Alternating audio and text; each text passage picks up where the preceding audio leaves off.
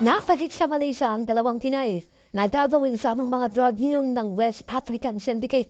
Sa press conference ngayong Webes ng umaga, ipresinto ng National Bureau of Investigation ang dalawang Pinay na itinago ang mga pagkakakilanlan para sa kanilang proteksyon. Ayon kay NBI Director Jaime Santiago, dinala sa Malaysia ang dalawang Pinay at doon naman uabot sa kanila ang 2.6 kilograms ng cocaine na nagkakalaga ng 15.6 million pesos na dadalhin nila sa Hong Kong.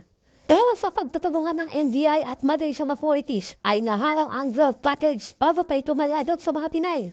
At naaresto ang isang African drug courier na pagdalaman na tinalop ng kabayarang $5,000 o bumigit kumulang 300,000 pesos ang mga Pinay. Ang marasang African ay sa Malaysia na pananagutin at parurusahan. Papangbibigyan naman ng counseling ang dalawang Pinay at hindi sila magkakaroon ng criminal liability. Sinabi pa ni Director Santiago na dahil sa matagumpay na operasyon ay naiwasan nila ang pagkakaroon ng panidrado na namang very chain pero case.